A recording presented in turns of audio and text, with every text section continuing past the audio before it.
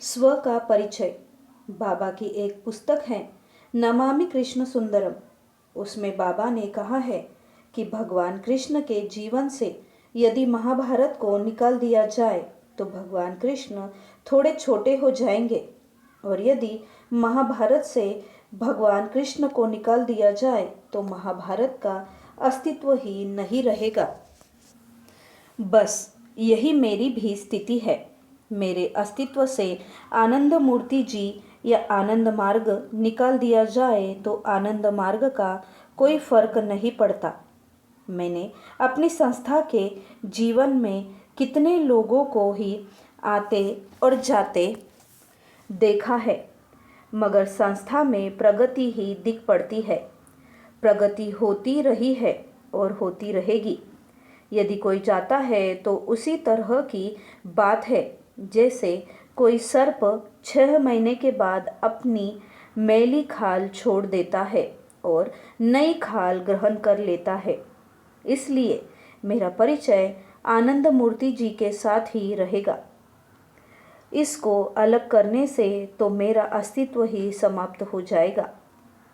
इसी पर मैं आपको 2-4 घटनाएं सुनाता हूँ।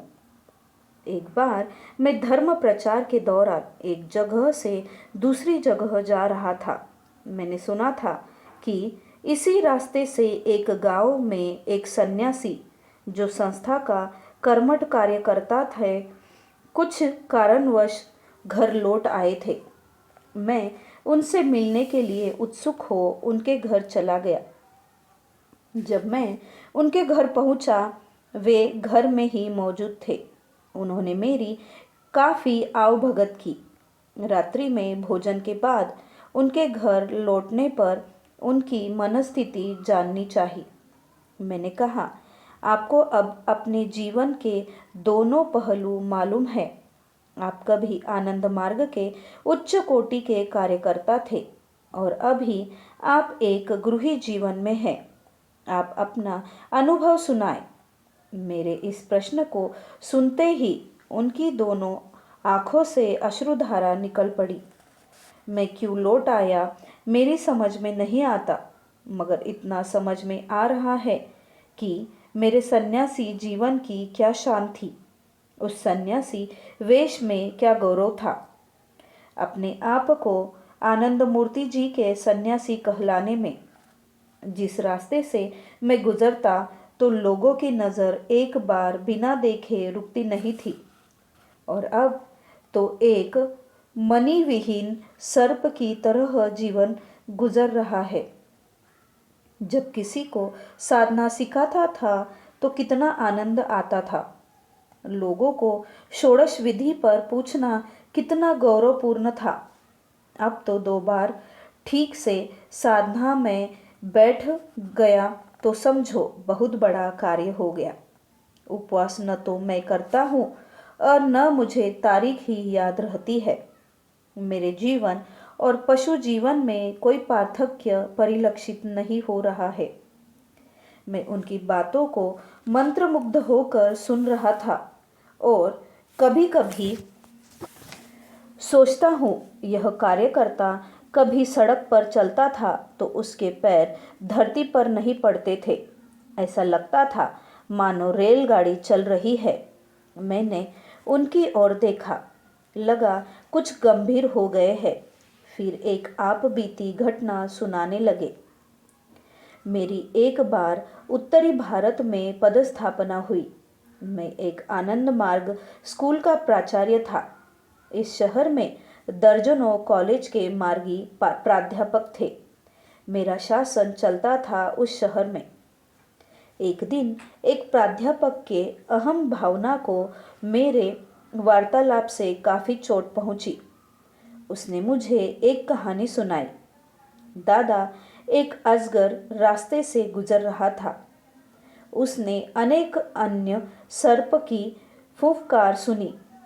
उसने अपना सिर उठाकर देखा कि भगवान शिव साधना में लीन है और उम्र के छोटे छोटे नाग उनसे लिपटे हुए हैं। वे उसे देखकर फुफकार मार रहे हैं। अजगर ने उस सर्प को कहा, बच्चों, तुम सबको तो मैं एक ही सांस में निगल सकता हूँ, किंतु तुम्हारा सौभाग्य है कि भगवान सदाशिव के गले में लिपटे हो। मैं तुम्हें कुछ नहीं कर सकता हूँ। इस कहानी को सुनाने के बाद उन लोगों ने कहा, दादा, हमारा अहम इतना है कि कॉलेज के 5,000 विद्यार्थी हमारे पैर के नीचे रहते हैं, मगर हम आपकी इज्जत इसीलिए करते हैं कि आप आनंद मूर्ति जी के सन्यासी हैं। आप हमारे आचार्य हैं। आप त्याग के प्रतीक है, त्यागी है और हम भोगी है। इन कहानियों को कब सोचता हूँ तो लगता है अब मैं क्या हो गया हूँ। मैं पहले क्या था। दूसरी बार मैं अंग देश की यात्रा में था। एक पुराने कार्यकर्ता से रास्ते में मुलाकात हुई। वे बहुत विद्वान थे। उन्होंने पहली बार बाबा पर एक किताब लिखी थी, तमसा के पार। मैंने उन्हें नमस्कार किया और कहा, आप तो लेखक और बड़ा ही विज्ञान पुरुष है। उन्होंने कहा, उस विज्ञान पुरुष की मृत्यु हो गई, वह तो आनंद मूर्ति जी में मिल गया। मैं उनका एक भूत घूम रहा हूँ। कभी मैं साधना में ब्रह्मरंध्र से अमृत पान करने की कोशिश करता था और आध्यात्मिक शुद्ध पान कर आत्मविभोर रहना चाहता था, मगर अब तो मैं गांजा, भांग एवं धतूरा पीकर अपने आप को भुलाने की कोशिश करता हूँ। मैं एकटक उन्हें देख रहा था। ऐसा लगा जैसे वह कहते कहते खो गया है। ऊपर उसे पाने के लिए वह व्याकुल है। उसने अपना मौन तोड़ते हुए महात्मा कबीर का एक दोहा दोहरा दिया और झटके से आगे चला गया।